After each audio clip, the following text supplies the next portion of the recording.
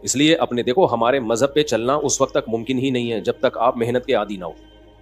اس وقت تک مذہب پہ چلنا ممکن ہے نہیں, کیونکہ مذہب آپ سے جگہ جگہ آپ کی خواہشات چھڑواتا ہے. تو جو برگر فیملی بچہ ہوگا جو بالکل ہی چھوئی موئی زندگی گزارے گا, وہ کیسے شریعت پہ چل سکتا ہے؟ شریعت پہ چلنا نفس کی خواہش کی مخالفت کے بغیر ممکن نہیں ہے. بس ایک بات کر کے میں آگے چلتا ہوں, کیونکہ یہ ٹاپک نہیں آپ بولیں گے مفتی صاحب کیا میڈیکل سائنس لے کے بیٹھ گئے ہیں, پسینے پہلے ہی نکل رہے ہیں اور نکال رہے ہیں ہمارے پسینے. دیکھو ایک بات خوب اچھی طرح سمجھو, دنیا میں ٹینشنوں کی دو قسمیں ہیں. ایک ٹینشن جو نیچرل ہے, قدرت نے رکھی ہے, وہ ٹینشن صحت کے لیے اچھی ہے. اس کی علامت یہ ہے کہ وہ سب کو ہوتی ہے. سمجھ رہے ہو نا, اس کی علامت کیا ہے؟ سب کو ہوتی ہے. تو ظاہر ہے ساری انسانیت بیمار تو نہیں ہو سکتی نا.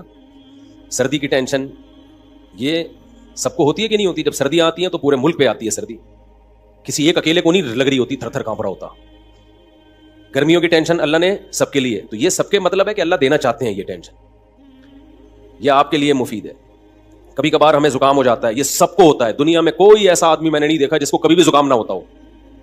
اب یہ چھوٹی سی بیماری جو ہے یہ ہے ٹینشن, لیکن یہ سب کو ہوتی ہے. اسی وجہ سے بہت بڑے ڈاکٹر ہیں آغا خان ہاسپٹل کے, میری ان سے گپ شپ ہوئی, انہوں نے کہا کہ جو ہیلتھ کے اور صحت کے معیارات ہیں نا, ان میں نزلہ زکام کھانسی کو شامل نہیں کیا جاتا. یعنی کھانسنے والا نزلے والا آدمی بھی صحت مند ہی ہے. ہاں ایسا نہ ہو کہ کھانستا ہی آ رہا ہو بچپن سے, یعنی کبھی کبھار کھانسی زکام نزلہ, اس سے کیا ہوتا ہے, یہ وہ ٹینشنیں ہیں جو آپ کو بڑی ٹینشنوں سے بچا لیتی ہیں, آپ کا امیون سسٹم بوسٹ کر دیتی ہیں. یہ تو ان چیزوں میں پریشان ہونا. اسی طرح بچے جب پیدا ہوتے ہیں, بچہ چیخ چیخ کے روتا ہے, گلا پھاڑ پھاڑ کے, ہاں کچھ نہیں دیکھتا کہ یہ کمبخت کے باپ کے سونے کا ٹائم ہے یا ماں کے سونے کا ٹائم ہے. جب وہ روتا ہے تو اور وجہ بھی سمجھ میں نہیں آ رہی ہوتی. تو یہ کسی ایک ہی بچے کے ساتھ ہوتا ہے یا ہر بچے کے ساتھ ہوتا ہے؟ ہر بچے کے. اس کا مطلب یہ نیچرل ہے, یہ اس کے لیے ضروری ہے. نہیں روئے گا نقصان ہوگا اس کو. اس لیے ایک دم بچے کے رونے پہ مائیں آج کل کیا کرتی ہوں, میرا بچہ پتہ نہیں کیوں رو رہا ہے, وجہ ہی سمجھ میں نہیں آ رہی, ہاں اس کو چپ نہیں کراؤ, چپ رونے دو کمبخت کو, رونے دو پاگل آدمی. یہ نیچرل ہے بھائی. اللہ تعالیٰ تمہارے اندر برداشت پیدا کرنا چاہتے ہیں. اللہ دیکھنا چاہ رہے ہیں کہ تم گدھے تو نہیں ہو کہیں. دیکھو قرآن کہتا ہے کہ میں نہ کسی کا زبانی دعویٰ قبول نہیں کرتا جب تک اس کو آزما نہ لوں. یہ قرآن کے الفاظ ہیں سورہ عنکبوت کے. تو ہر انسان دعویٰ کرتا ہے میں خوش اخلاق ہوں, میرے اندر برداشت ہے. تو اللہ بچے کو کہتے ہیں چیخ, رو, بلا وجہ رو, کوئی ریزن نہیں ہونی چاہیے, اور ایسے ٹائم پہ رو جب ان کمبختوں کے سونے کا ٹائم ہو. اب جو پاگل ہے ان کو غصہ آئے گا بچے کے اوپر, حالانکہ بچے کو کا کوئی قصور ہے, اس کو کیا پتا کہ سونے کا ٹائم ہے, جاگنے کا ٹائم ہے. تو پاگلوں کو غصہ کس پر آئے گا؟ بچے پر. وہ چیخیں گے چپ ہو جا, خاموش ہو جا, بے وقت چیختا ہے, گلا, مائیں کیا کہہ رہے, گلا دبا دوں گی تیرا. تو فرشتے لکھ دیتے ہیں کہ ہے انسان, لیکن یہ جو ماں باپ ہیں یہ اصل میں گدھے ہونے چاہیے تھے. فرشتوں نے ان کو کیا بنا دیا, یعنی ہے انسان. سافٹ ویئر کون سے ڈلے ہوئے ہیں ان میں؟ ڈنکی والے. گدھے کا نامناسب ہے. سافٹ ویئر جو ان میں ڈلے ہوئے ہیں وہ کون سے ڈلے ہوئے ہیں؟ ڈنکی کے. اس لیے یہ بہت بہترین معیار ہے کسی کے اخلاق کو جانچنے کا کہ بچے پہ اس کو غصہ آ رہا ہے کہ نہیں آ رہا. اگر بچے پہ آ رہا ہے نا, جو نہ سمجھ بچہ ہے, اس پہ غصہ آنا اس کی علامت ہے کہ آپ ادھر سے آؤٹ ہیں. بالغ پہ غصہ آنا بنتا ہے کیونکہ وہ جو کر رہا ہے جان کے کر رہا ہے, غلط کر رہا ہے. وہ بچے کو کیا پتا بھائی صحیح کیا ہے اور غلط کیا ہے. تو بچے پہ کیوں غصہ آ رہا ہے آپ کو؟ اس کا مطلب آپ اوپر سے فارغ ہیں. آپ کو تکلیف ہونا ایک الگ بات ہے. تکلیف ہوتی ہے کہ بھائی نیند خراب ہو رہی ہے, صبح آفس جانا ہے, دفتر جانا ہے, چلو سمجھ میں آ رہا ہے. غصہ کس بات پہ آ رہا ہے؟ بچے پہ. اس میں تھوڑی اتنی سینس ہے. تو بچے کا رونا یہ نیچرل ہے, سمجھتے ہو. ہاں کوئی تکلیف ہو رہی ہے یا بہت زیادہ ہی روئے چلا جا رہا ہے تو ایک الگ بات ہے, لیکن صرف رونے پر پریشان ہونا یہ بیوقوفی ہے. اسی طرح بچوں کو موشن لگنا یہ بھی کیا ہے؟ بولتے کیوں نہیں, نیچرل ہے. سب بچوں کو موشن لگتے ہیں. قدرت نے ان کے پیٹ کی صفائی کا یہ سسٹم بنایا ہوا ہے. ایک دم پاگل ہو جانا, بچے کو موشن لگ گئے, پاگلوں کی طرح چیخنا, یہ اس کی علامت ہے کہ موشن آپ کو لگنے چاہیے تھے, اصل میں غلطی سے اس کو لگ گئے. ہاں اس میں یہ ہے کہ جو سمجھدار ڈاکٹر ہیں وہ یہی کہتے ہیں, جو چائلڈ اسپیشلسٹ ہیں, کہ ہوئے کوئی بات نہیں, اتنی جلدی اس کو اینٹی بایوٹک کی ضرورت نہیں ہے, اتنی جلدی سیریس لینے کی ضرورت نہیں ہے, اور یہ نیچرل ہے. ہر بچے کو موشن لگتے ہیں, یہ نیچرل ہے بچوں میں. تو ہاں بہت زیادہ نہ ہو جائیں, اور وہ جو ڈاکٹر احتیاطی تدبیریں بتاتے ہیں وہ کرتے رہیں آپ, ORS وغیرہ. میں ڈاکٹر نہیں ہوں, کہیں کسی بچے کو 3 دن سے موشن لگے ہوئے آپ نے اور لگا دیے, اس کا مادہ فاسدہ سارا ہی نکل گیا. حکیم صاحب کا قصہ سناتا ہوں نا میں, کہ مادہ فاسدہ حکیم صاحب نے کہا اس کا نکالو. ایک حکیم صاحب ہر ایک کو موشن کی دوا دیتے تھے. تو عطائی حکیم نا, جعلی حکیم ہوتے ہیں. میں نے ایسے حکیم بھی دیکھے ہیں, جو پیشنٹ جائے گا اس کو کہتے ہیں کہ پہلے ہم آپ کو جلاب آور دوا دیں گے, آپ کا پیٹ صاف ہوگا, باڈی نئے سرے سے ریفریش ہوگی, پھر ہم علاج کریں گے. اور پاگل آدمی تو کیا کر رہا ہے یار, ہر ایک کو موشن. تو اسی طرح ایک حکیم صاحب ہر ایک کو موشن کی دوا دیا کرتے تھے کہ پہلے مادہ فاسدہ نکلے گا، جو فاسد مادہ ہے نا وہ نکلے گا، پھر ہم علاج کریں گے. ایک بہت باریک سا آدمی چلا گیا، لوگوں نے کہا اس میں مادہ فاسدہ ہے ہی نہیں، مادہ ہی نہیں ہے، فاسد کہاں سے ہوگا؟ تو خدا کے لیے کچھ خیال کرنا. حکیم نے کہا نہیں، ہمارا علاج کا طریقہ یہ ہے کہ پہلے ہم مادہ فاسدہ نکالیں گے، اس کے بعد ہم علاج کریں. اس کو جلاب آور دوا دے دی، اس کا مادہ فاسدہ نکلنا شروع ہو گیا. حکیم کو لوگوں نے بلایا، بھائی یہ مر رہا ہے. حکیم نے کہا مادہ فاسدہ ہے، جتنا نکلے اتنا اچھا. یہ بالکل ایسا ہی ہے جیسے ہجامہ کر کر کے نا، جو ہجامے والے اناڑی کہتے ہیں فاسد خون ہے، جتنا نکلے اتنا اچھا. بھائی یہ غلط بات ہے. یہ ہجامہ والے بھی ایسے ہی کھینچ کھینچ کے خون نکال رہے ہیں اور اس پہ سنت کا لیبل لگا دیتے ہیں، پھر اتنا خون نکال دیتے ہیں. جب ان سے بولو کیا کر رہے ہو، کہہ رہے ہیں یہ فاسد خون ہے، فاسد خون ہے. او بھائی جان خون ہے، یہ بلڈ ہے، یہ وہی بلڈ ہے جو رگوں میں دوڑ رہا ہے. چکر آئیں گے، آدمی مر جائے گا، اتنا زیادہ نہیں کرو. جو کیا یار، یہ ایک مستقل ٹاپک ہے.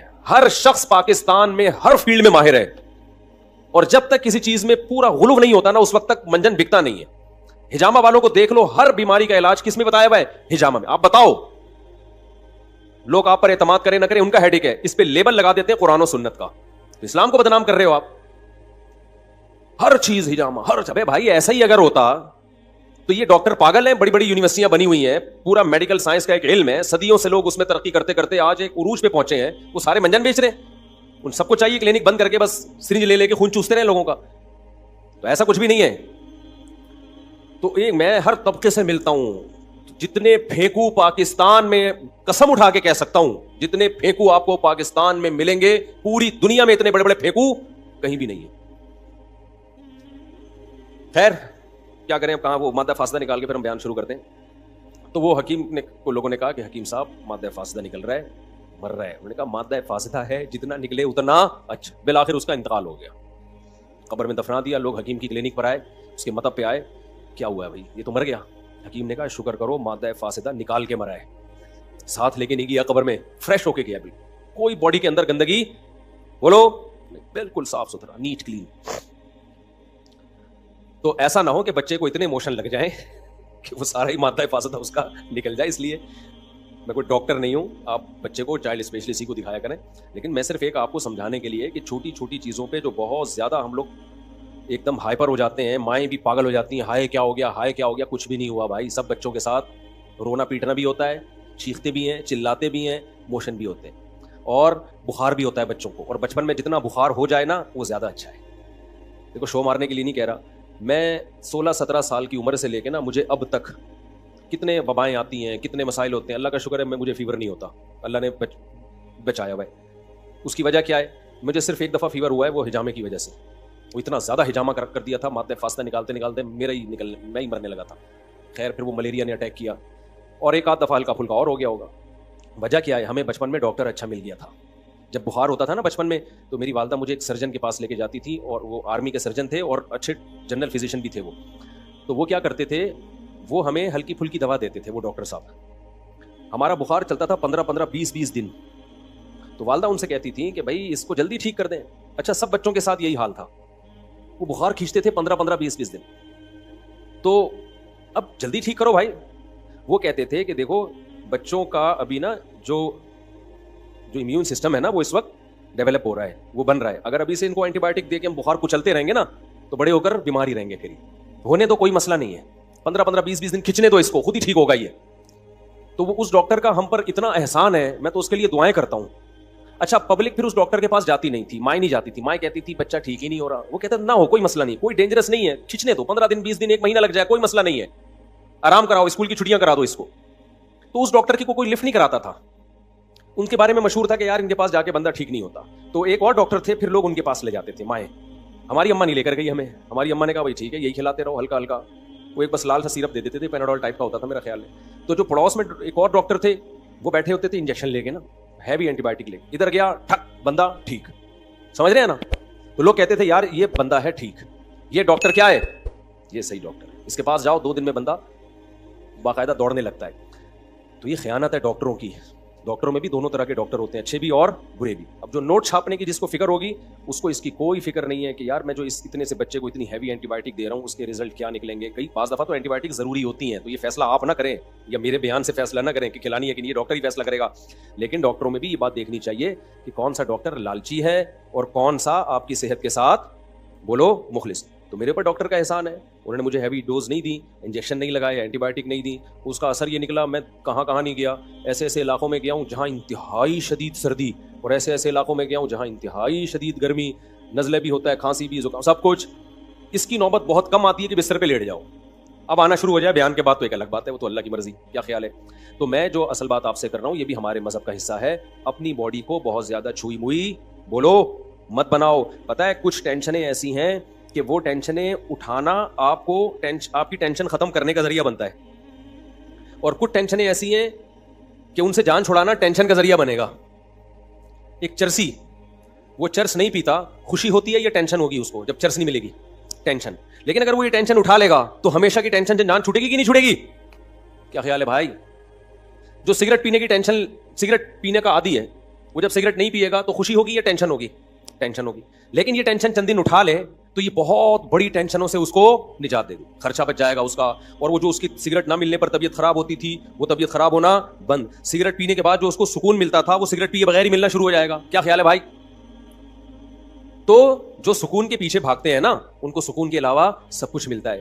میں نے اور آپ نے یہ دیکھنا ہے کہ اللہ رسول کا حکم کیا ہے, بس اس کو فوکس کرو گے تو سکون آپ کے پیچھے بھاگے گا. ابھی لوگ سکون مارکیٹوں میں جا کے خریدنے کی کوشش میں, یہ خریدنے والی چیز نہیں ہے, دل اللہ کے ہاتھ میں ہے. نبی صلی اللہ علیہ وسلم نے فرمایا کہ انسان کا قلب بین اصبعی الرحمن, رحمان کی 2 انگلیوں کے بیچ میں ہے, 2 انگلیوں کے بیچ میں, جس طرف کو چاہتا ہے پلٹا دیتا ہے. تو اس لیے ہم نے فوکس کرنا ہے اللہ اس کے رسول کے حکم کو. یہاں ایک اور بات میں آپ سے عرض کروں, ہم سکون تلاش کرتے ہیں کھانے پینے میں, تبھی آج کا مسلمان ہر وقت جگالی کرتا ہے. کیا خیال ہے؟ بولو نا, کیا ہو گیا؟ ہر وقت کیا کرتا ہے؟ جیسے بکریاں نہیں ہر وقت کھاتی ہیں, جب نہیں کھاتی تو پھر ویسے ہی منہ چلتا رہتا ہے. ہماری بکری کو آگے دیکھ لینا کسی وقت, جب کھانا ہوگا تو کھا رہی ہوگی, اور جب نہیں ہوگا نا تو منہ چلا رہی ہوگی. اس کے علاوہ کوئی اور کام ہے؟ اور مینگنیاں بنا بنا کے نکال رہی ہوگی. ادھر کھائے گی, اتنی مینگنیاں نکالتی ہے نا بکری, کھائے گی نکالے گی ادھر سے مینگنیاں بنا کے, تو دودھ بھی بنا کے نکالتی ہے الحمدللہ. تو انسان بھی نا آج کا سکون کی تلاش میں چاہتا ہے کہ ہر وقت کچھ نہ کچھ کھاتا رہے. یہ مزاج شریعت نہیں ہے, یہ سکون حاصل کرنے کا نیچرل طریقہ بولو نہیں. اگر آپ نے اپنے آپ کو کھانے کا عادی بنا لیا نا, اس سے آپ کی ٹینشن ختم نہیں ہوگی, اس سے آپ کی ٹینشن بڑھ جائے گی, اور کھانے کو دل کرے گا, اور کھانے کو دل کرے گا. تھوڑی دیر کچھ نہیں ملا پھر دل چاہے گا, کسی کام کے نہیں رہو گے, بیڑا غرق ہو جائے گا. اس لیے ہماری شریعت میں کوئی ایک حدیث بھی ایسی نہیں ہے, کوئی ضعیف حدیث ہی ہو جس میں کھانے کی فضیلت ہو کہ کھانا کھانا ثواب ہے, کہیں بھی نہیں ملتا. یہ تو پتہ نہیں مذہب میں کھانے کا تصور آیا کہاں سے, میں تو اس پہ حیران ہوں. کوئی ایک بھی مثال نہیں ملتی ہمیں اس کی. اور میٹھا کھانا تو ہے ہی نہیں. ایک تو ہم لوگوں نے جرم یہ کیا کہ کھانا اسلام کے کھاتے میں ڈال دیا, تبھی جتنے مذہبی لوگ ہیں ان میں میجورٹی آپ کو کھانے پینے والی نظر آئی. کیوں؟ اس لیے کہ مذہب میں کھانے پینے کی رسومات ہم نے بڑھا دی. تیجے کا کھانا, 40ویں کا کھانا, پھر محرم کا حلیم, یہ سارے مذہبی کھانے ہیں نا. بھائی جان کیا ہو گیا؟ دیکھو محرم کا حلیم, پھر 40واں بھی ہوتا ہے کو محرم کا, پھر ربیع الاول آیا, وہ تو فرسٹ ربیع الاول سے لے کے بلکہ ربیع الاول سے پہلے سے ہی کھانے شروع ہو جاتے ہیں اور چلتے ہیں ربیع الاول کے اینڈ کے بعد, یعنی ربیع الثانی تک بھی چلتے ہیں. وہ پھوڑنے پھاڑنے کا ہی مہینہ کہلایا جاتا ہے. کھاتے رہو, دیگیں, بریانی, مٹھائیاں. ابھی کوئی صاحب کے بیٹا پیدا ہوا, مٹھائی لے کر آ گئے ہمارے لیے, اللہ ان کے برکت دے ماشاءاللہ. مٹھائیوں کا رواج ختم کرو. سمجھتے ہو یہ مٹھائی جو ہے ہمارے مذہب سے میچ نہیں. ہمارے مذہب سے پتہ ہے کیا چیز میچ کرتی ہے؟ گوشت, جس سے وزن نہیں بڑھتا. ہمارے نبی نے بچہ پیدا ہونے پر مٹھائی کا حکم دیا یا بکرا کاٹنے کا حکم دیا ہے؟ بولتے کیوں نہیں؟ گوشت. تو ہمارے نبی تو ہمیں گوشت خور بنانا چاہتے ہیں جس سے وزن بڑھتا نہیں ہے, اور ہم کیا کرتے ہیں ہر خوشی پہ کیا کر رہے ہوتے ہیں؟ مٹھائی. تو ہم لوگوں کو لڈو بنانا چاہتے ہیں. کیا خیال ہے بھائی؟ ہم لوگوں کو کیا بنانا چاہ رہے ہیں؟ لڈو. 3 میٹھے ہیں جو شریعت میں جس کی فضیلت ہے کہ انجیر ہے, جس کا اللہ نے قرآن میں بڑا زبردست ذکر کیا. انجیر میں جس ٹائپ کا گلوکوز ہوتا ہے وہ ایک الگ ٹائپ کا ہے جو ڈاکٹر اس کو الگ نام دیتے ہیں اس کو. دوسرا ہے شہد, اس میں بھی ڈفرینٹ ٹائپ کا گلوکوز ہوتا ہے. اور تیسری چیز ہے کھجور, اس میں دونوں طرح کا گلوکوز ہوتا ہے. تو اس کے علاوہ تو ہمیں نہیں ملتا کوئی. ادھر سے آپ صلی اللہ علیہ وسلم نے کوئی جلیبی کبھی کھائی ہو, یا کبھی آپ صلی اللہ علیہ وسلم نے برفی کھائی ہو. مٹھائیوں کے نام ہیں ہی نہیں. کھا لیں آپ, ہم بھی کبھی کبھار کھا لیتے ہیں, اس پہ مذہب کا لیبل بولو. یہ میرا بیان جو ہے نا, آپ کہیں گے مفتی صاحب کس ٹائپ کا بیان لے کے بیٹھ گئے ہو آپ, یہ میں وہ باتیں آپ کے سامنے کر رہا ہوں جو ہماری سوسائٹی کی نیڈ ہیں. دیکھو اسلام کی خوراکوں پہ اگر غور کرو گے نا تو پتا چلے گا کہ اسلام آپ کو ایکٹیو بنانا چاہتا ہے, اسلام آپ کو سست نہیں بنانا چاہتا.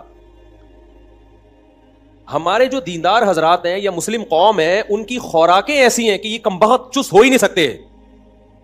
تو جو چست نہیں ہو سکتا وہ مذہب پہ کیسے عمل کر سکتا ہے؟ نہیں آ رہی میرا خیال ہے بات. مذہب میں نا سستی منع ہے. نبی صلی اللہ علیہ وسلم نے فرمایا اللہم انی اعوذ بک من الجبن ومن الکسل, اے اللہ بزدلی سے بھی تیری پناہ مانگتا ہوں اور سستی سے بھی تیری پناہ مانگتا ہوں. اسلام ایک پورا پیکج ہے. اگر سستی سے نبی نے پناہ مانگی ہے, سستی کو کی حوصلہ شکنی کی ہے, تو یہ ہو سکتا تھا اسلام آپ کو خوراکیں وہ کھلائے جو آپ کو کولیسٹرول کا ڈبہ بنا دیں, سست بنا دیں, اور پھر چستی کی ترغیبیں دے. اس کا مطلب دیکھو ایک ڈاکٹر ورک شاپ کروا رہا ہو اور آپ کو ایکٹیو رہنے کے طریقے بتا رہا ہو اور پھر ہر ایک کے سامنے رسگلے کے ڈبے لا کے رکھ دیے ہوں, تو آپ کہیں گے ڈاکٹر صاحب آپ کی باتوں میں اور آپ کے ایٹیٹیوڈ میں تضاد ہے, یہ دونوں آپس میں ملتی نہیں. اور آسان مثال, ایک ڈاکٹر آپ کو کینسر کے خلاف موٹیویٹ کر رہا ہو, سمجھا رہا ہو کینسر بہت خطرناک ہے, کینسر سے دور بھاگو, کینسر سگریٹ سے ہوتا ہے, کینسر موٹاپے سے ہوتا ہے, کینسر فلانی چیز سے ہوتا ہے, کینسر ڈمکانی چیز سے ہوتا ہے. اس کے بعد پھر سٹا لگا رہا ہے بیٹھ کے, اور آپ کا ایک ڈبہ آپ کو بھی پکڑا ہے گولڈ لیف, یہ لیجیے K2 کنگ سائز فلٹر. ہمارے دور میں یہی ایڈ آتے تھے, پتہ نہیں کیا رہے, یہ کھائی. آپ بولو گے ڈاکٹر صاحب وہ کیا تقریر تھی وہ جو آپ گھنٹوں سے کر رہے تھے؟ تو ڈاکٹر کیا اصل میں مجھے لیکچر کے پیسے ملتے ہیں, تو لیکچر تو میں نے دینا ہے بھائی, اس لیکچر کے مجھے پیسے ملتے ہیں تو وہ تو میں نے دینا تھا, اس لیے باقی اب یہ ہمارا آپس کا معاملہ ہے, سگریٹ پیتے ہیں کہ نہیں پیتے. تو آپ بولو گے ٹھیک ہے, پھر آپ ایک ایز اے لیکچرار بہت ایک اچھے ہیں, آپ ایز اے موٹیویشنل اسپیکر آپ کی 2 ٹکے کی حیثیت نہیں ہے, آپ تو لوگوں کو ڈی موٹیویٹ کر رہے ہیں. تو آپ مجھے ایک بات بتاؤ, ہمارے نبی صلی اللہ علیہ وسلم اگر خوراکیں ہمیں وہ بتاتے جو ہمیں سست بنائیں اور ترغیب ہمیں چست رہنے کی دیتے, تو کیا آپ اللہ کے پیغمبر ہوتے؟ بولتے کیوں نہیں, پھر ہوتے اللہ کے پیغمبر نہیں ہوتے. آپ کو پتا ہے یہ جو کھانا پینا ہے نا, یہ ہمارے مذہب کا بہت اہم ٹاپک ہے, یہ ہلکا نہیں ہے. نماز روزہ تو ہے ہی, اسلام کے 5 ارکان وہ تو ہیں ہی, لیکن نماز روزے پر آنے کے لیے اور اپنی زندگی میں شریعت کو لانے کے لیے اور بھی کچھ پیکج دیے پیغمبر صلی اللہ علیہ وسلم نے. جب تک ان پیکجز کو ہم اختیار نہیں کریں گے اسلام پہ چلنا ہمارے لیے ممکن نہیں ہوگا. اس کی مثال میں آپ کو دیتا ہوں. اسلام میں بے جا غصہ, بلا وجہ غصہ, یا ہر وقت توے پہ بعض لوگ جیسے بیٹھے رہتے ہیں نا غصے میں, یہ اچھی خصلت ہے یا بری خصلت ہے؟ قرآن کہتا ہے والکاظمین الغیظ, نیک لوگ غصے کو کیا کرتے ہیں؟ پیتے ہیں. اب ایک طرف اسلام کہہ رہا ہے کہ غصہ بری چیز ہے, کبھی کبھار تو ٹھیک ہے, ضرورت بھی ہوتی ہے, وہ نیچرل بھی ہے. بلا وجہ چھوٹی چھوٹی باتوں پہ ایک دم ناک پہ مکھی بٹھا کے رکھنا ہر وقت, بعض لوگوں کی عادت ایسی ہوتی ہے جیسے ابھی ایک دھماکے سے پھٹ جائیں گے وہ نا, تو یہ بری خصلت ہے. کیا خیال ہے؟ تو جب بھی کوئی عالم بزرگ غصے کا علاج کرے, جس کے پاس آپ جاؤ, تو وہ غصے کے دونوں پہلوؤں پہ غور کرے گا کہ ایسا تو نہیں ہے کہ آپ کو غصہ کسی روحانی وجہ سے آ رہا ہو, آپ میں تکبر ہے. غصہ جس کو زیادہ آتا ہے نا, 2 وجوہات ہوتی ہیں, ایک روحانی وجہ کا مطلب اس میں تکبر ہے, اس کے اندر اس کو یہ غلط فہمی ہو گئی ہے کہ میں بہت نیک ہوں.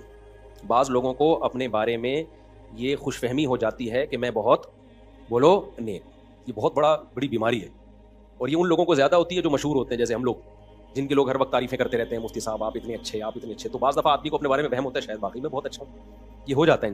یہ بہت خطرناک بیماری ہے. اس کا نقصان یہ ہوتا ہے کہ پھر اگر کوئی آپ سے غلطی ہوتی ہے نا, اور کوئی کہتا ہے آپ سے یہ غلطی ہوئی, تو آدمی کی کھوپڑی گھومتی ہے. وہ کہتا ہے میں کیسے, مجھے تو اتنے لوگ میرے ہاتھ چومتے ہیں, وہ بھی مجھے اچھا کہہ رہا تھا, وہ بھی اچھا کہہ رہا تھا, وہ بھی اچھا, تو یہ میں کیسے بھائی, دل چاہ رہا ہے تیرے رکھ کے میں تھپڑ لگاؤں. بھائی جتنا بھی اچھا ہو جائے, یہ کسی کتاب میں لکھا ہوا ہے کہ اب آپ سے کوئی غلطی نہیں ہو سکتی, یہ کسی کتاب میں لکھا ہوا ہے. لکھا ہوا بھی ہوتا تو وہ کتاب میں غلط لکھا ہوا ہے, اس کا مطلب ہے, ٹھیک ہے نا. تو یہ جن لوگوں کو ایسے غصہ آتا ہے نا, یہ روحانی مسئلہ ہے ان کے ساتھ. ان کو اپنے بارے میں بل الانسان علی نفسہ بصیرہ, قرآن کہتے ہیں انسان اپنے بارے میں باخبر ہوتا ہے, اس کو پتا ہوتا ہے میں کتنے پانی میں ہوں, لیکن وہ اپنے بارے میں اپنی رپورٹ کے بجائے دوسروں کی رپورٹوں پہ اعتماد کرتا ہے.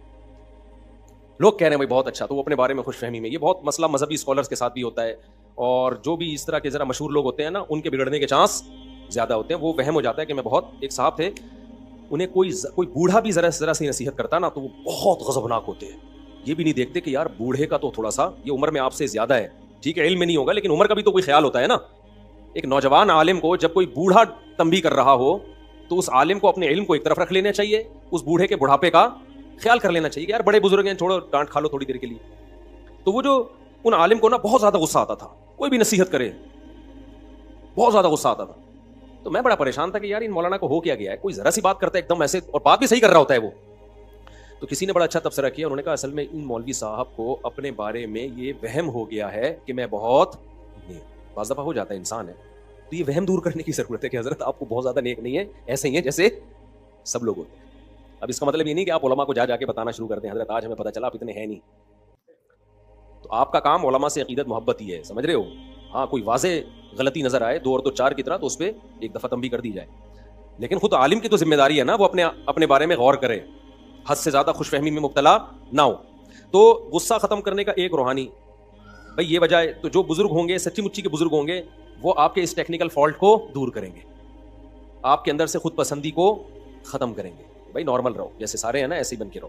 دوسرا, غصے کا بعض دفعہ سبب کوئی روحانی سبب نہیں ہوتا, جسمانی سبب ہوتا. آپ بلڈ پریشر کے مریض ہیں تو ظاہر ہے آپ کو بات بات پہ بولو غصہ آئے گا.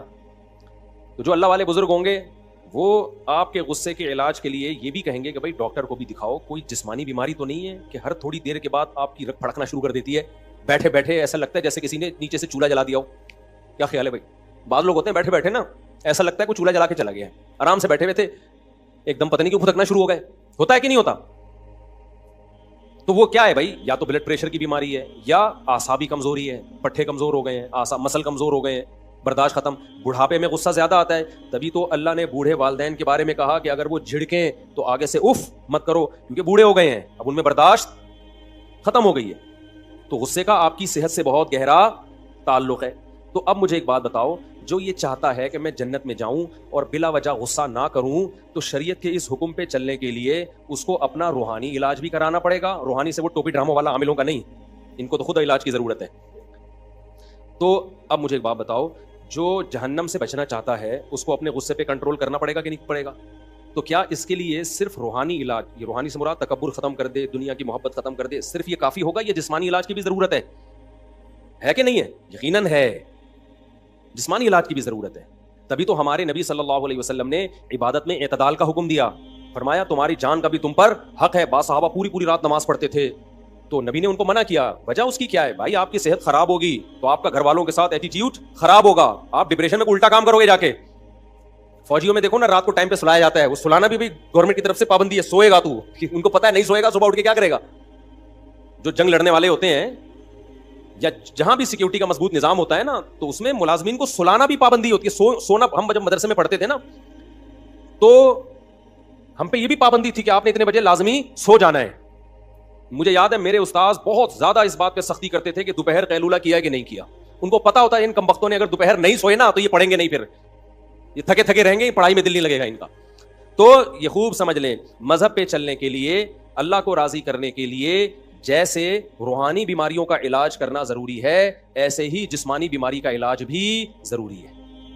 اس کے بغیر آپ مذہب پہ نہیں چل سکتے. تو جیسے غصہ اسلام میں بری چیز ہے, خوش اخلاقی اچھی چیز ہے. نبی صلی اللہ علیہ وسلم نے فرمایا قیامت کے دن میرے سب سے قریب وہ ہوگا جس کے اخلاق سب سے اچھے ہوں گے. تو کیا مطلب سارے بلڈ پریشر کے مریض نبی کے ساتھ ہوں گے قیامت کے دن؟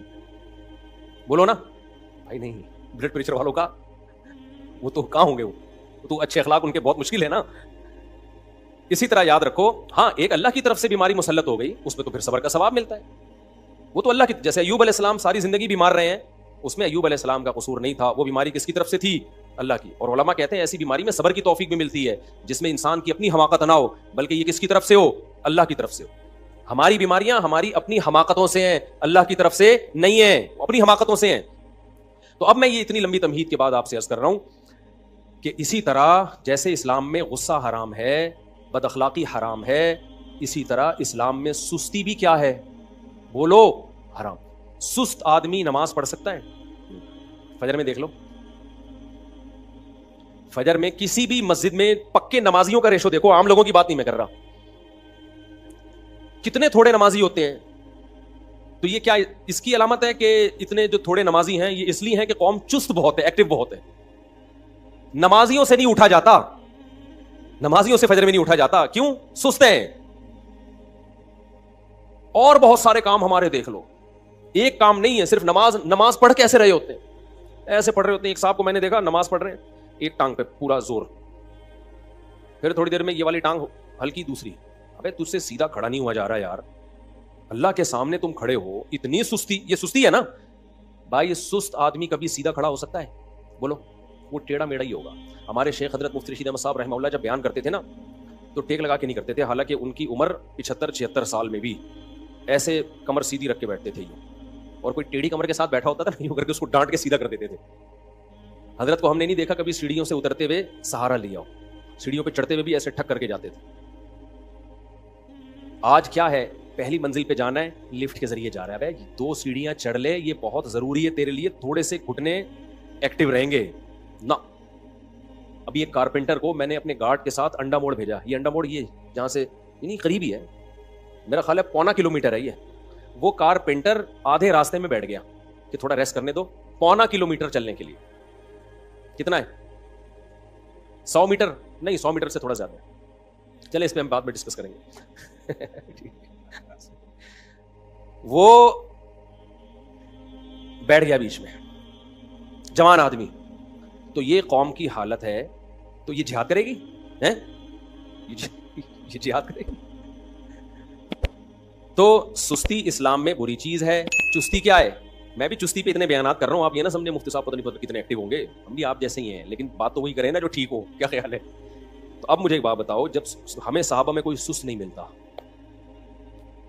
और इतनी कुर्बानियां सुस्त लोगों का काम है ही नहीं, जो कुर्बानियां सहाबा ने दी। खालिद बिन वलीद ने रूम और फारिस के बखी उधेड़ के रख दिए थे। हमारे मुजाहिदीन जो माजी में हम लोगों ने दुनिया फतह की हैं, फ्रांस तक पहुंच चुकी थी हमारी फौजें, और इधर फतह करते करते शाम, और इधर ईस्ट की तरफ इंडोनेशिया, मलेशिया, ये सारी इस्लामी सल्तनत ये तो बहुत पहले इस्लाम में दाखिल हो चुकी हैं। काबुल तक मुसलमान फौजें हजरत उस्मान के दौर में आ चुकी थीं, वहां सहाबा की खबरें मिलती हैं। उज़्बेकिस्तान, अज़रबैजान, ये सब हजरत उस्मान के दौर में फतह हो चुका था। ये सुस्त लोगों का काम हो सकता है? अगर नबी सल्लल्लाहु अलैहि वसल्लम सहाबा को रबीउल अव्वल के हलवों पे डाल के चले गए होते कि तुम मुहर्रम में इतना हलीम खाया करो, रबीउल अव्वल में इतनी देगें खाया करो, जब बच्चा पैदा हुआ करे तो मिठाई के इतने डब्बे खा लिया करो, तो आप मुझे बताओ रूम और फारिस और अज़रबैजान, उज़्बेकिस्तान ये फतह होते? बोलो ना। तो मजहब पे चलना मुमकिन ही नहीं है सुस्त आदमी के लिए, समझ लो ना। उससे फजर में उठा जाएगा, उठ के आएगा तो ऐसे लगेगा जैसे कब्र से किसी ने मुर्दा उखाड़ा हुआ है। आप देख लो ना, जो सुस्त बच्चे होते हैं, आप उनको उठाओ तो सही, ऐसे मरे हुए आ रहे होते हैं जैसे तुझे फांसी के फंदे की तरफ लेके जा रहे हैं, हम फांसी घाट की तरफ लेके जा रहे हैं। फिर आगे बैठेगा तो वुजू खाने में बैठ जाएगा, वहीं झूमता रहेगा बैठ के। फिर वुजू खाने से इसको उठाओगे, आगे खड़ा होगा, फिर अजीब स्टाइल से कभी एक पांव पे सहारा लेके इधर, कभी उधर, कभी फिर नाक में खुजा रहा है, कभी कान में उंगली घुमा रहा है। ना नमाज में खुशू खुजू, ना वुजू तमीज से होगा इसका, अजीब। तो ये क्या है भाई? ये किसी काम का नहीं है, ये उम्मत पे बोझ है, ये नमाजियों को बदनाम कर रहा है। बूढ़ा इमाम होता है ना, बूढ़ा इमाम, वो बेचारा समझ में आता है कि रुकू में गया देर, अल्लाहू अकबर कह दिया और रुकू में जाने में देर हो गई, सजदे में जाने में देर हो गई, सजदे से उठने में देर हो गई। बूढ़े होते हैं वो तो मजबूर है बेचारे, बुढ़ापे में हो जाते। मैंने जवान इमाम देखे हैं, सजदे में जा रहे हैं, अल्लाह इतना लंबा, अल्लाहू अकबर के पब्लिक सजदे में पहले पहुंच चुकी है, इमाम साहब अभी रास्ते में पहुंचे। यार आप तो 30-35 साल के अभी यंग हो, आप इतना लेट पहुंच रहे हो, सजदे में इतना लेट पहुंच रहे हो। और चलो शादियों में दूल्हा अपनी शादी में लेट आता है, मैं तो निकाह पढ़ाता हूं ना यहाँ, दूल्हा लेट आधा घंटा 1 घंटा। मैं कहता हूं जिस कमबख्त को उसकी शादी मोटिवेट नहीं कर सकी टाइम पे पहुंचने के लिए, वो बाकी कौन से काम टाइम पे करेगा? या तो तू बेजार है, तेरी पसंद की शादी नहीं हो रही, या तू सुस्त है कि पसंद का काम भी इतनी सुस्ती से हो रहा है। यही वजह हो सकती है ना भाई तेरी। कभी चलो हादसा भी हो जाता है, ट्रैफिक जैम है, कोई मसला हो गया, लेकिन नॉर्मली भी लोग यही कर रहे होते हैं। हम बैठे हुए हैं निकाह पढ़ाने, हम टाइम पे पहुंचे हुए हैं, हालांकि मेरी नहीं हो रही शादी, फिर भी मैं टाइम पे पहुंचा हुआ हूं। और अगला क्या कर रहा है? जो दूल्हा है 1 घंटा लेट, 1.5 घंटा लेट। बस कर यार, तू नमाज कैसे टाइम पे पढ़ेगा जब तेरी जो शादी जिसमें इतनी दिलचस्पी है तुझे, वो तू इतनी लेट कर रहा है, घंटा बाद पहुंच रहा है तू। तो ये मकसद, ये कौम सुस्त है या नहीं है, मुझे ये बताओ। ये खुदा की कसम बहुत बड़ा ऐब है हमारे अंदर, इसको हल्का मत समझो, बहुत बड़ा ऐब है। नबी सल्लल्लाहु अलैहि वसल्लम को सुस्ती पसंद नहीं है। और आप सल्लल्लाहु अलैहि वसल्लम की सही है बुखारी की हदीस है, आप सल्लल्लाहु अलैहि वसल्लम ने फरमाया, हम खुतबों में ये हदीस सुनते हैं ना, खैरुल कुरूनी करनी थुम्मा अल्लदीना यलूनहुम थुम्मा अल्लदीना यलूनहुम। ये बहुत ज्यादा हमने सुनी है हदीसें, आपको पता है पूरी हदीस हमने नहीं सुनी, हम यहां तक हदीस सुना के ब्रेक लगा देते हैं। हमें पता है आगे हमने बयान की तो हो सकता है मेरे ही खिलाफ जा रही हो वो हदीस, क्योंकि मेरे अभी दफ्तर में भी मिठाई का डब्बा रखा हुआ है, नीयत खराब हो रही थी मेरी भी। तो نبی صلی اللہ علیہ وسلم نے فرمایا سب سے بہترین امت میری یعنی صحابہ کی، پھر ان کے بعد والی بھی سب سے بہترین یعنی تابعین کی، پھر ان کے بعد والی بھی یعنی تبع تابعین کی. فرمایا اس کے بعد شر پھیلے گا، اور شر میں آپ نے دو چیزوں کو خصوصیت سے ہائی لائٹ کیا. فرمایا ایک جھوٹ پھیل جائے گا، نمبر دو موٹاپا پھیلے گا. سمجھ میں آ رہی ہے بات؟ موٹاپے سے مراد ہے سستی، کیونکہ موٹاپا قدرت کی طرف سے ہوتا ہے، وہ نیچرل ہے. بہت چست لوگ بھی ہم نے بھاری جسم والے دیکھے ہیں، بہت کم خوراک والے لوگ بھی ہم نے بھاری جسم والے دیکھے، یہ قدرت کی طرف سے ہے. کسی کا پیٹ نکلا ہوا ہو تو اس سے بدگمان ہونے کی اجازت نہیں ہے. نیچرلی بھی لوگوں کا پیٹ ہوتا ہے، کسی بیماری کی وجہ سے نکل جاتا ہے. میں نے ایسے علماء دیکھے ہیں 24 گھنٹے میں ایک ٹائم کھاتے ہیں، وہ بہت ہلکا، لیکن پیٹ نکلا ہوا ہے ان کا، قدرت کی طرف سے. صحابہ میں بھی ایسے تھے، بعض بھاری جسم کے، بعض دبلے جسم کے. لیکن یہاں وہ موٹاپا مراد ہے. تمام محدثین کی بات لکھتے ہیں، اس سے نیچرل جو موٹاپا ہوتا ہے وہ مراد نہیں ہے. یہاں وہ موٹاپا مراد ہے جو کھانے کی وجہ سے ہوا ہو. سمجھ میں نہیں آ رہی بات؟ اسی وجہ سے اس حدیث کی تشریح میں علماء نے لکھا ہے کہ نبی کی حدیث کا مطلب یہ ہوا کہ اس امت میں دو بیماریاں سب سے پہلے آئیں گی، ایک زیادہ کھانا، دوسرا جھوٹ. دوسرا کیا آئے گا بھائی؟ جھوٹ. بات کریں گے تو جھوٹ بولیں گے. ہر آدمی کیا بول رہا ہے آج، کیا کر رہا ہے آج کل؟ جب بھی کوئی بات کر رہا ہوتا ہے پتہ ہی نہیں چلتا کہ سچ بول رہا ہے کہ جھوٹ بول رہا ہے. قسمیں اٹھا لے گا، پوری بات ہی نہیں کرے گا کبھی بھی. تو اور دوسرا کھانا، کھائے جا رہے. اور مجھے اللہ کی قسم اس پہ افسوس نہیں ہو رہا کہ زیادہ کیوں کھا رہے ہو. بھائی یہ تو ڈاکٹروں کا ٹاپک ہے نا کہ کم کھاؤ، میرا ٹاپک تھوڑی ہے. مجھے افسوس اس پر ہو رہا ہے کہ اس پہ مذہب کا لیبل کیوں لگا رہے ہو. یہ میرا ٹاپک ہے، یہ ڈاکٹروں کا ٹاپک نہیں ہے. مذہب کا لیبل مت لگاؤ. مذہب میں پھوڑنا پھاڑنا پسند بولو نہیں ہے. اور مٹھائیوں کو ختم کر دو مارکیٹ سے. ہمارے نبی صلی اللہ علیہ وسلم نے جو ہمیں کھانے پینے کی چیزیں بتائی ہیں خوشی کے موقع پہ، وہ گوشت بتایا ہے، مٹھائیاں نہیں بتائی ہیں. وہ کیا بتایا ہے؟ اسلام میں تہوار ہیں. عید الفطر پہ آپ صلی اللہ علیہ وسلم نماز عید سے پہلے کھجور کھایا کرتے تھے. نماز عید سے پہلے کیا کھاتے تھے؟ کھجور. اس میں بھی یہ حکمت تھی کہ یہ بتانا کہ آج ہمارا روزہ نہیں ہے. وہ بھی چند کھجوریں کھاتے تھے بس. باقی ہمارے نبی صلی اللہ علیہ وسلم سے تہواروں پہ کیا ثابت ہے؟ بقرعید ہمارا تہوار ہے. کیا اسلام میں یہ ہے؟ دیکھو ہندو جب تہوار مناتے ہیں تو وہ طرح طرح کے ویجیٹیبل اور مٹھائیاں کھاتے بھی ہیں اور کھلاتے بھی. ایسا ہی ہوتا ہے کہ نہیں ہوتا؟ سویٹس یہی ہوتا ہے نا. لبرل سیکولر لوگوں کا ایک تہوار ہوتا ہے برتھ ڈے. اس میں وہ کیا کاٹتے ہیں؟ کیک. فل کارب ڈائٹ، تھوڑے دنوں میں انسان کو بھی کیک کی طرح پھلا دیتی ہے، ایسی ڈائٹ. یہ ایک تہوار ہے سیکولر اور لبرل لوگوں کا. اس میں وہ کیا کھاتے ہیں بھائی؟ میں اسلام کا مقابلہ کرا رہا ہوں نا لبرلزم سے اور دوسرے مذاہب سے. کرسمس میں بھی کیا کھائے جاتے ہیں؟ کیک کھائے جاتے ہیں زیادہ تر، مٹھائیاں گفٹ کی جاتی ہیں. اسلام میں تہوار ہے عید الفطر. اس میں کیا ہے؟ عید سے پہلے چند کھجوریں، وہ بھی یہ بتانے کے لیے کہ آج ہمارا روزہ نہیں ہے. اس میں یہ حکمت علماء نے بیان کی کہ ایسا نہ ہو کہ روزہ ہے بھائی آج نہیں رکھے، آج نہیں ہے، عمل سے ثابت کریں گے نہیں آج روزہ. نمبر دو، اسلام میں تہوار ہے بقرہ عید، خوشی کا دن ہے نا.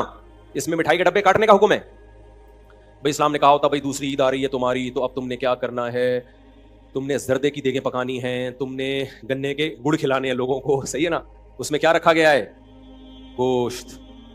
آپ کو پتا ہے میں ویجیٹیرین تھا بچپن میں، گوشت نہیں کھاتا تھا. میں اسلام کی ترغیبوں کی وجہ سے گوشت کھانا شروع کیا میں نے. اگر اسلام ہماری زندگی میں نہ ہوتا تو میں آج بھی کیا ہوتا؟ ویجیٹیرین. میں گوشت نہیں کھاتا تھا، مجھے پتہ نہیں کیوں گھن سی آتی تھی گوشت سے.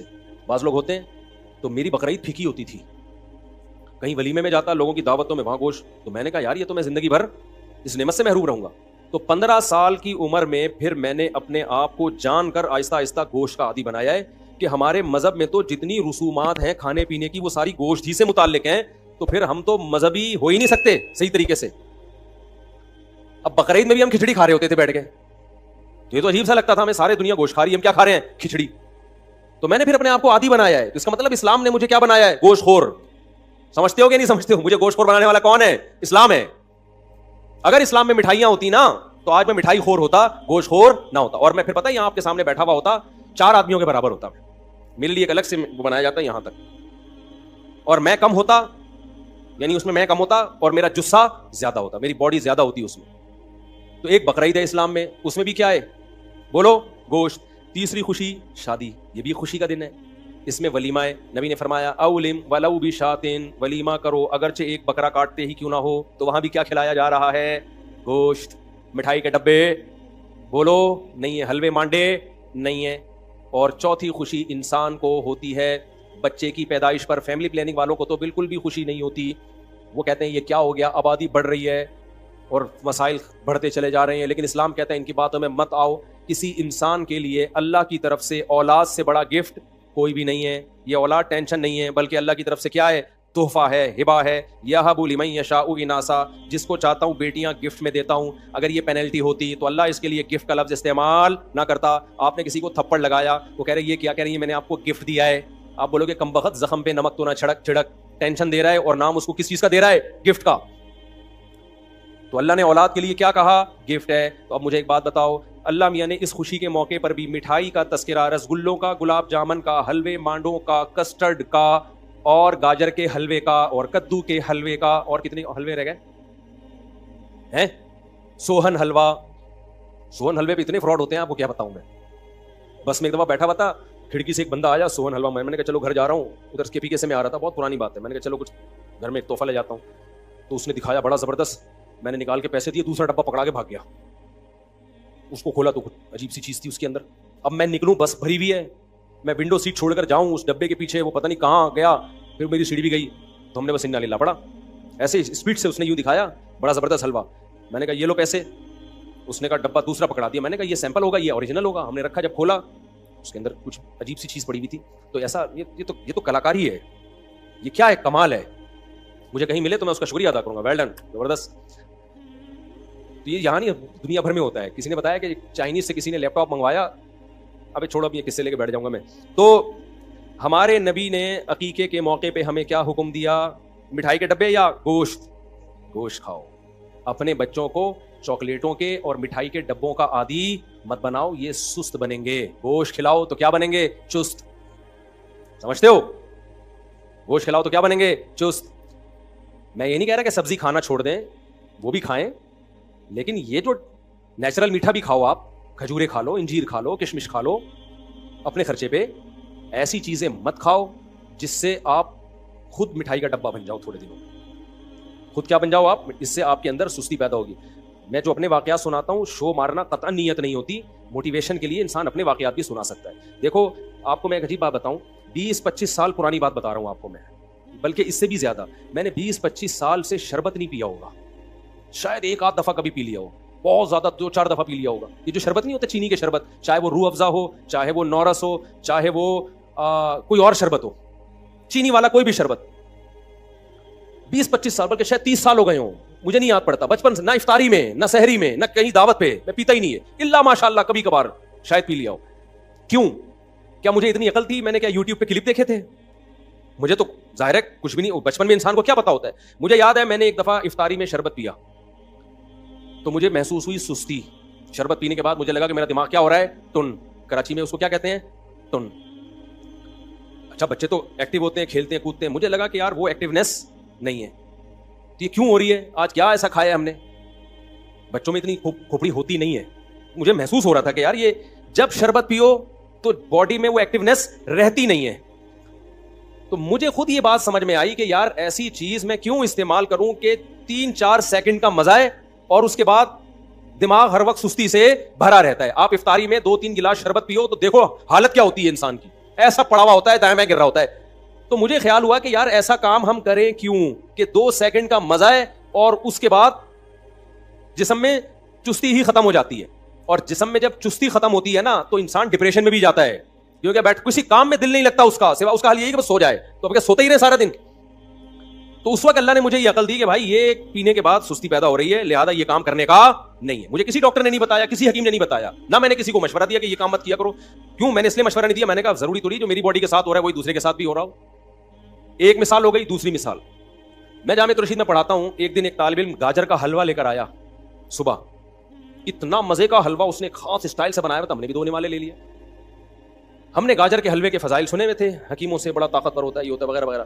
تو میں نے اس طالب علم سے وہ ریسیپی لی وہ حلوہ بنانے کی, وہ ڈفرینٹ اسٹائل کا حلوہ تھا. وہ میں نے کیا, یہ بھی کئی سال پرانی بات ہے, میں نے کیا کیا, میں نے کہا ناشتے میں اسی اسٹائل میں حلوہ بنا کے کھاؤں گا. میں نے وہ حلوہ بنا کے کھایا, مزہ بہت آیا. لیکن جب میں مدرسے پڑھانے کے لیے پہنچا تو میں نے دیکھا جس طرح میں ایکٹیو ہو کے بچوں کو پڑھاتا ہوں اس طرح مجھ میں ایکٹیونیس ختم ہو گئی. تو مزہ ہی نہیں آ رہا, دماغ کیا ہو رہا ہے, بولو, سست. ایک دفعہ کھایا ہوگا اس کے بعد میں نے اس طالب علم کو بولا بھائی شاید جو بنایا تھا نا پورا بھر کے وہ میں نے اسی کو لا کے گفٹ کر دیا. میں نے کہا آئندہ میں یہ کبھی بھی نہیں کھاؤں گا, مزے کا بہت ہے مگر یہ مزہ 10 منٹ کا 5 منٹ کا, اس کے بعد ٹینشن 6-7 گھنٹے کی, کیونکہ وہ دماغ میں وہ تازگی ختم ہو گئی, بیٹھے ہوئے یوں کر کے جھوم رہے. تو بھائی کیوں اپنی جانوں پہ ظلم کر رہے ہو, ایسی چیزیں کیوں کھا رہے ہو جس سے تمہارے اندر چستی کے بجائے کیا پیدا ہو رہی ہے, سستی. کیوں اپنے جان پہ ظلم کر رہے ہو؟ تبھی آپ دیکھ رہے ہو نا بیان میں بھی بیٹھے بیٹھے لوگ سو جاتے ہیں, بات کرتے کرتے لوگ سو جاتے ہیں, دفتر میں بیٹھے ہوں گے آڑے ترشے ٹیڑے میڑے گر رہے ہوں گے, کوئی یوں گر رہا ہے کوئی یوں گر رہا ہے, عجیب سے.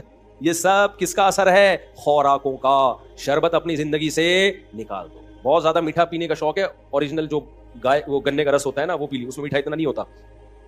سمجھتے ہو کہ نہیں سمجھتے ہو؟ شہد کھا لیا کرو, مدذل ہلا لیا, جو ملا کھا لیا, یہ مت بنو.